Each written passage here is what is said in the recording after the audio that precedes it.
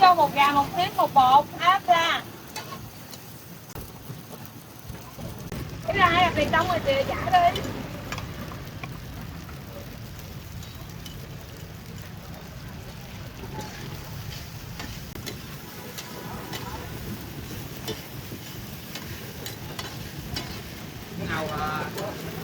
Đó đúng ba mà.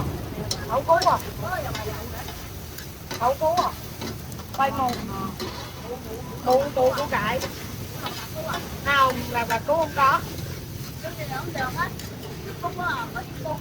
Hai thứ. Một phần hai thứ mấy chút.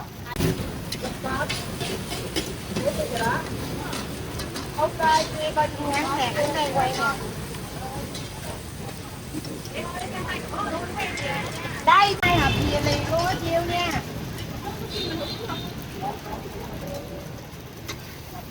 Hai cái đều riêng hết á chị giá. Hồi nãy của mình bàn gia đình lớn đúng không? Hồi nãy nó có để cái menu cho mình cái viên đây. Cái này. Cơm bò 55. 200 ha. Cái tiền cơm là 200 rồi đó, còn tiền nước gì? Tính bill vô. Ra ngoài kìa con.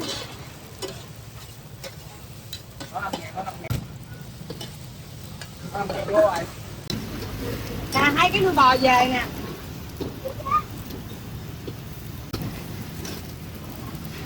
Ngoài đó có cà cải dư luôn anh.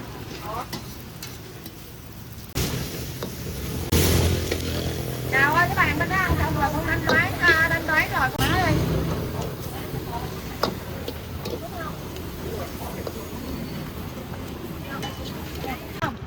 Rồi bỏ đi, đã kêu lại cho ché rồi.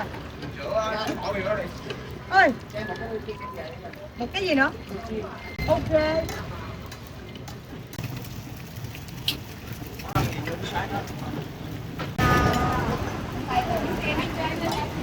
Ơi, một bột hai nuôi bò 120 anh Út tới bà 180 120 các bạn có mua bột lên cho anh này nè, bỏ vào để em đi nè 380 không ai đó của đưa đi à. Em có một em không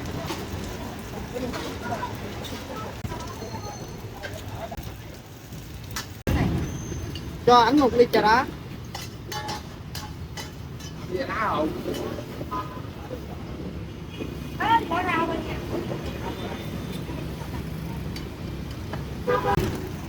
Không có trơn cái rồi. Có thái thường luôn. Phải thường vô rồi. Rồi, cái này được ngon lắm. À, chả cho canh mực, canh nơ rồi nè. Đây.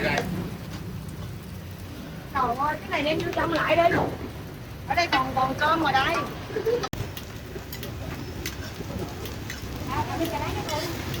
Mới vô nữa kìa.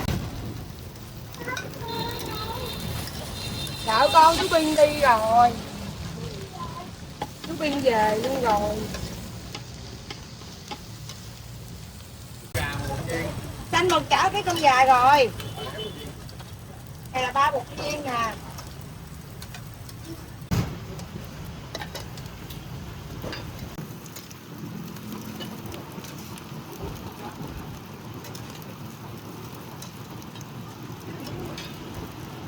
Đây là 2 bột bánh lớn nè.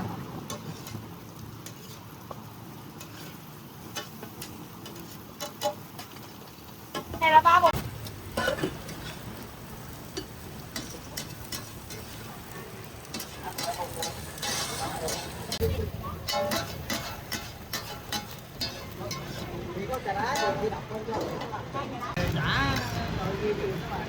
Ây da, này đi cho nước đi để rồi. Một của 3 lần đó đó. Có rau không? Rắc cho vài cọng rau lên. Cầm.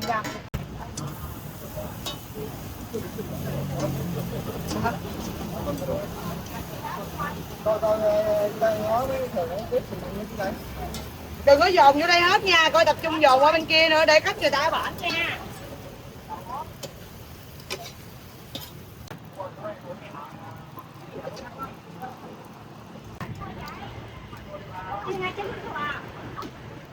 75. Vậy. Cái này tôi biết rồi. Rồi em gửi 25 anh chị ơi. Cảm ơn. Phục vụ ở chậm trễ thông cảm bỏ qua cho em ạ. Em không có mình đi về. Em nhiêu tiền vậy? Của em 34. Nhiều không?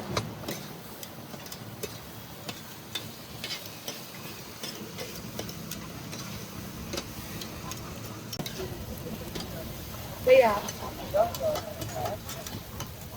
Ăn cái gì? Kêu anh nào anh đâu chỉ em coi.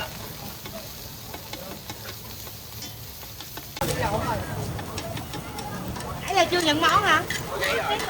Ghi rồi mà cái bill anh chết rồi. Cái bill anh nó bị bay xuống đất á, cho em xin hỏi lại món cái nghe, cảm ơn ạ. Kéo qua đây giùm em hả? Cho anh cho đỡ đây. Hả?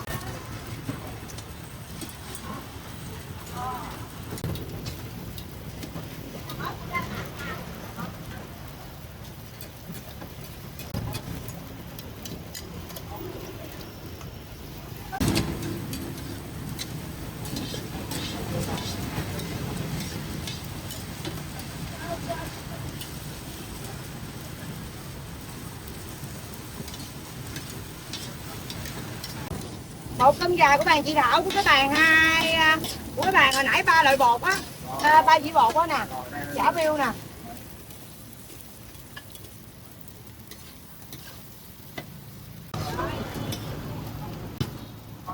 Xem cây gấp chú. Cơm sườn, cơm gà nè. Rồi một cái cơm gà 2 đùi của bàn canh mực về phải không?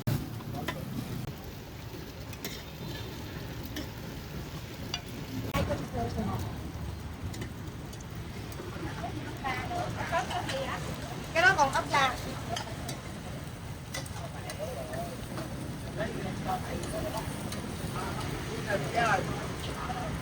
Im nè, để nó lại, để nó lại. 2 cơm sườn bàn giữa AC.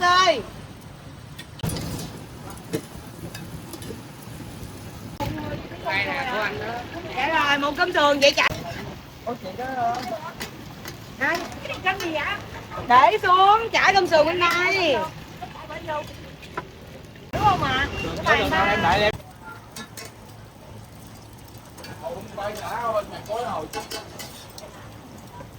Cuối cùng đó.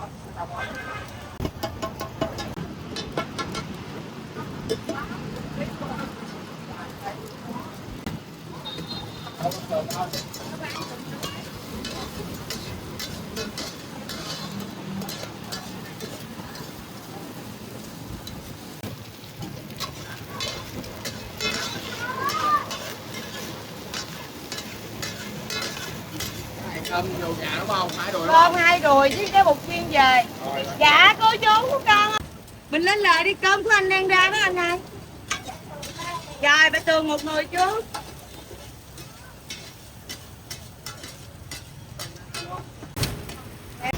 Đây. Đang đây cái đó về hả? Rồi, thay về rồi xong. Rồi.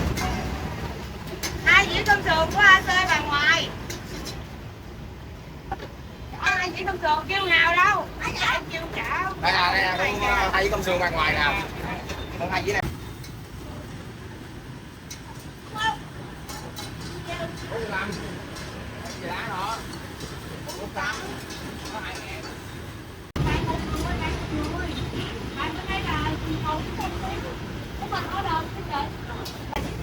Này nè, AC.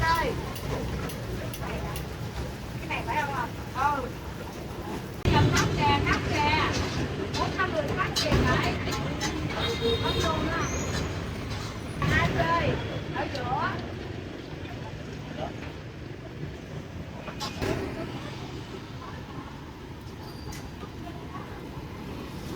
Real food, real streets, real stories.